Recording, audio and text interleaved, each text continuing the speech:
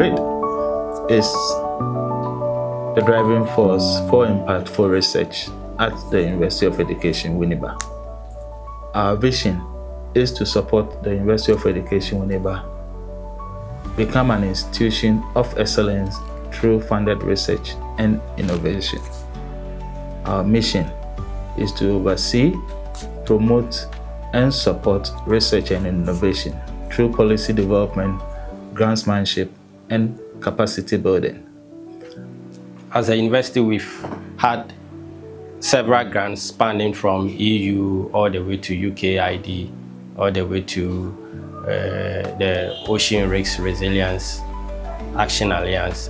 Currently, there are over 36 projects under at various stages of implementation. And most of our research and grants cover areas of education, mostly looking at child development, looking at persons with disability growth and education. We've also managed grants looking at coastal resilience and blue economy. There's also grants which look at transport mobility in Ghana and beyond. Even though our core mandate is education, our grants spans a whole spectrum of issues, all the way to conservation and livelihood improvement. The AfroSafe projects, which I happen to be part of, and the aim is to propagate what is called a safe system approach in road safety. And so with that, we're seeking to reduce road traffic death and injuries. And it's built on 5 pillars, including safer roads, safer road users, safer vehicles, post-crash care, and road safety management. So recently there was a training for all post-crash care caregivers in Ghana, and it was hosted here in the University of Education, Winneba. And so if there is a crash and people rush to the scene, what are they supposed to do until the arrival of the ambulance? And so agencies like the fire service, the Ghana Police, the National Road Safety Authority, the various hospitals and municipalities were invited, and here we give them post-crash care training. In 2023, together with other 2 colleagues from the department, we won a small grant of $10,000 to pilot our climate fishing model school in 2 communities in Azim, in the western region of Ghana. One of our innovative grants we are managing within the Keta and Law area in Ghana. This is the carbon credit for mangrove farmers, which is funded by the Ocean Risks Resilience Action Alliance under the Blue Planet Fund.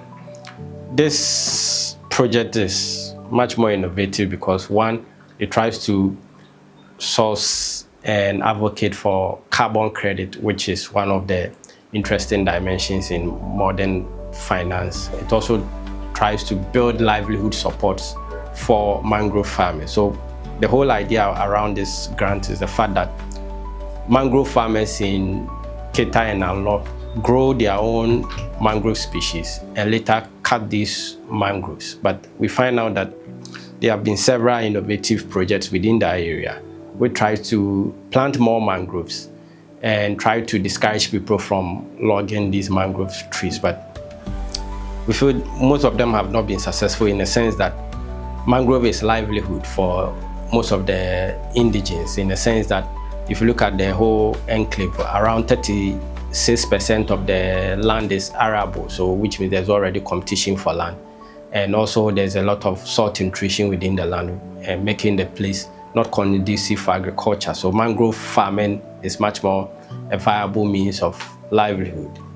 And trying to find a better way to improve livelihood, we conceptualized the CCMF project, which tries to tell mangrove farmers that there's a possibility that you can get credit on the voluntary carbon market whilst preserving the mangrove. And so as we try to develop the tradable carbon from their farms, what we did was to develop an evolving fund, which we invested close to $30,000 for the farmers. And with this fund, the notion is that mangrove farmers can always borrow from the fund and undertake different off-farm livelihood activities. So we've seen people going to fishing, we've seen people going to transportation businesses, small-scale businesses within the communities. And within a very limited year, we've managed to grow the fund from around $30,000 to $35,000. And this is one part we feel is highly innovative. We've also found out that through this innovative, we've also managed to conserve over 823 hectares of mangrove farm with a carbon estimate of 138,000 tons, which probably, if you evaluate that on the carbon market, that will give you significant margins of money, probably within 3 to 5 million. And this is what we are advocating for. Even though the project is still ongoing, we believe that this value of carbon within these mangrove species can be traded and benefits shared among community members. At Drid, what we advocate for basically is more partnership, because we believe in partnership strengthens all that we are doing. The other part is grants, which we are also seeking through some of these partnerships, in a sense that there's a lot of innovations we have undertaken, but piloting some of these innovations and scaling up, we need some level of capital, which we want to work with partners to be able to source some of these funds. The other dimension is also moving beyond just the research and patenting some of the ideas we have also generating, and all this comes with initial funding. Even though as a university we have a fund pool which we are still managing, that fund pool looking at the nature and the ambitious dimensions of our project, we will need upfront and a lot of collaboration in this regard.